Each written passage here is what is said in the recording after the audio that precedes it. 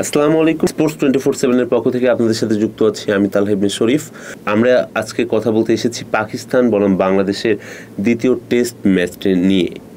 যে টেস্ট ম্যাচের মাধ্যমে আমরা কিন্তু পাকিস্তানকে হোয়াইট ওয়াশ করেছি এবং একটা দুর্দান্ত টিম কম্বিনেশন থেকে শুরু করে ব্যাটিং, বোলিং এবং ফিল্ডিং, টোটাল অল সাইডে আমরা একটা সুন্দর প্রতিভা দেখেছি বাংলাদেশের প্রত্যেকটা খেলোয়াড়ের কাছ থেকে, এবং প্রত্যেকে তাদের জায়গা থেকে তাদের বেস্টটা ট্রাই করেছে।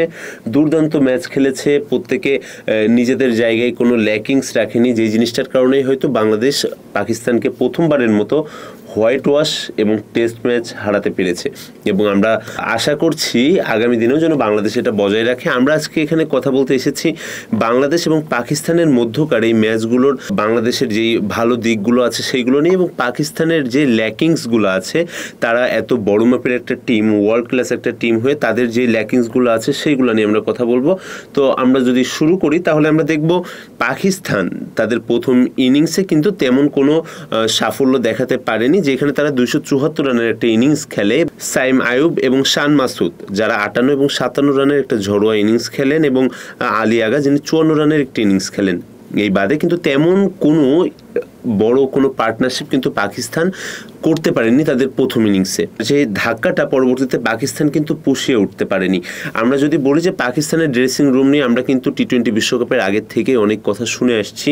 শাহিন আফ্রিদি, শান মাসুদ, বাবর আজম, এদের মধ্যকার একটা দ্বন্দ্ব পাকিস্তান টিমটাকে কুড়ে কুড়ে খাচ্ছে এবং ক্রমান্বয়ে এটাকে নিঃশেষ করে দিচ্ছে। ঠিক এই যে কথাটা আমি আপনাদেরকে বললাম, এটা কিন্তু আমার কথা না, এটা বিভিন্ন, আপনি পাকিস্তানের যে কোনো মিডিয়া যদি ঘুরে দেখেন প্রত্যেকে একই কথা বলছে এবং প্রত্যেকে পাকিস্তানের জাতীয় দল নিয়ে সমালোচনা করছে।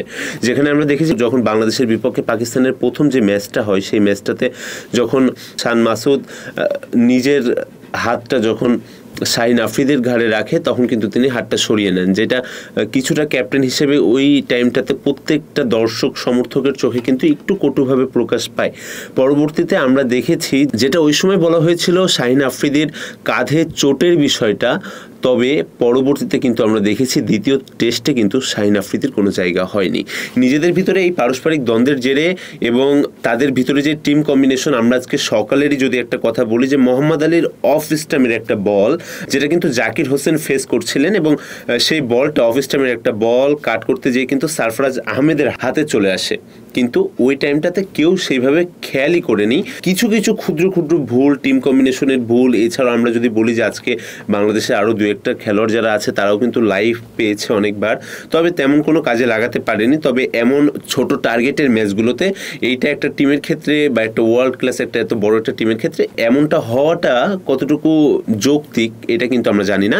আমরা যদি ওই দিনের কথাটা বলি, যে ওই দিন কিন্তু বাংলাদেশের হয়ে বল করেছে তাসকিন আহমেদ, যিনি কিন্তু তিনটা উইকেট নিয়েছিলেন, এবং ওই দিন কিন্তু মেহেদী মিরাজের কথা আমরা কিন্তু ভুলে যেতে পারি না। তিনি কিন্তু 5টা উইকেট একাই সংগ্রহ করেছিলেন এবং পাকিস্তানকে অনেকটাই ব্যাকফুটে ফেলতে কিন্তু তিনি একাই যথেষ্ট ছিলেন। আমরা ম্যাচটা সম্পূর্ণ দেখেছি, এবং আমরা যদি বলি যে পরবর্তী বাংলাদেশে যখন ফার্স্ট ইনিংসে বাংলাদেশ ব্যাটিংয়ে নামে, তখন কিন্তু প্রথম দিকে বাংলাদেশ দাঁড়াতেই সক্ষম হয়নি।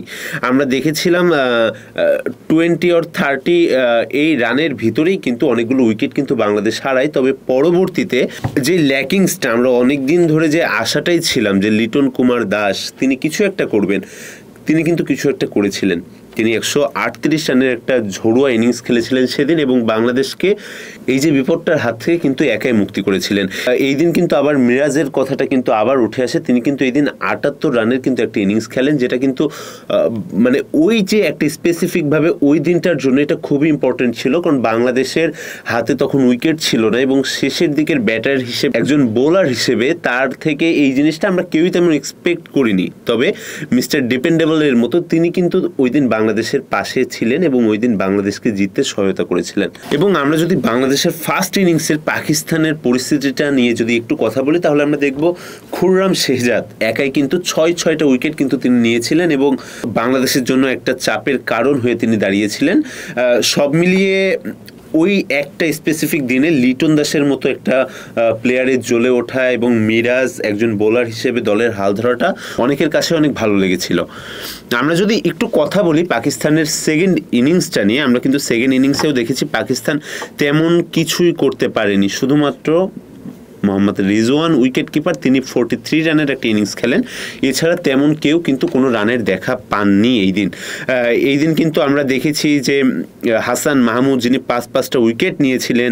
এই দিন আমরা নাহিদ রানার কথা শুনেছি, নাহিদ রানা যিনি বাংলাদেশের এখন পর্যন্ত সর্বোচ্চ গতি দিয়ে বল করেছিলেন সেকেন্ড ইনিংসে, পাকিস্তানের সেকেন্ড ইনিংসের দিন, এবং তিনি কিন্তু 152 কিলোমিটার গতিতে বল করেছিলেন, যেটা মানে এক কথায় বলতে গেলে বাংলাদেশের পেস ডিপার্টমেন্টের জন্য খুবই ইনিশিয়াল একটা জিনিস ছিল, এবং এটা ইসেনশিয়াল একটা জিনিস ছিল বাংলাদেশের পেস ডিপার্টমেন্টের জন্য।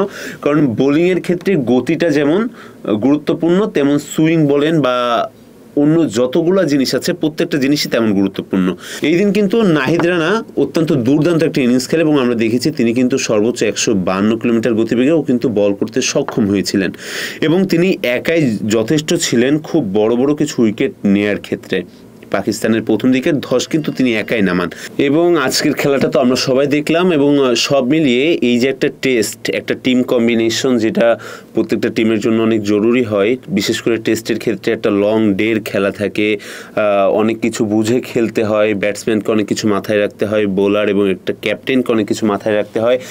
শান মাসুদ যিনি কিন্তু ক্যাপ্টেন হিসেবে নতুন একজন ক্যাপ্টেন, তিনি টেস্টের ক্ষেত্রে, এবং আমরা দেখেছি তেমন কোনো সাফল্য কিন্তু তিনি দেখাতে পারেননি পুরো টেস্টটা, এই সিরিজটা জুড়ে। এবং অন্যদিকে নাজমুল হোসেন শান্ত, তিনি কিন্তু প্রত্যেকটা জিনিস অনেক দুর্দান্ত এবং ভেবে চিনতে সময় নিয়ে প্রত্যেকটা জিনিস আমরা দেখেছি যে স্পেশালভাবে যেন প্রেজেন্ট করেছে আমাদের সামনে। বোলার কখন কোনটা দরকার, ব্যাটসম্যান কার নামার দরকার, প্রত্যেকটা জিনিসের একটা যে মেইনটেনেন্স, এই জিনিসটা নাজমুল হোসেন শান্তর থেকে আমরা অনেকটাই কিন্তু অনুপ্রাণিত হয়েছি। এবং বলতে গেলে আমরা যাদের থেকে আশা তেমন করেছিলাম না, তারা কিন্তু প্রত্যেকেই দুর্দান্ত খেলেছে। আমি আবারও কংগ্রাচুলেশন বলতে চাই বাংলাদেশ টিমকে এত সুন্দর একটা সাফল্য বাংলাদেশের জন্য এনে দেওয়ার জন্য। আজকে এই পর্যন্তই, দেখা হবে পরবর্তী কোনো খেলার ভিডিওতে। ততক্ষণ ভালো থাকুন, সুস্থ থাকুন। আসসালামু আলাইকুম।